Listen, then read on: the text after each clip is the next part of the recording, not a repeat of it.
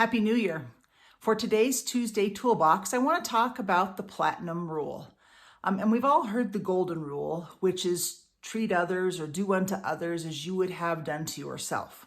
But the platinum rule is to do unto others as they would want to have done to them.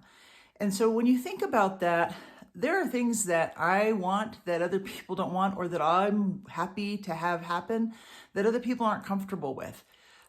I had an employee that worked for me that she used to be in the military. So she was sort of used to having orders barked at her, and she was totally okay with that. So when she was supervising people, she would sort of bark orders at people because she was totally fine with that.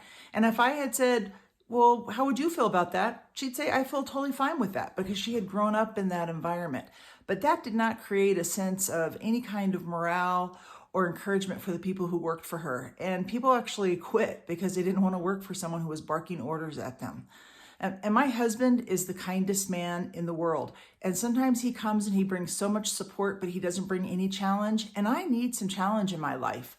And so while he needs to bring more challenge, and that's not typically very comfortable for him, I also need to bring more support to him, because my tendency is to bring a lot of challenge.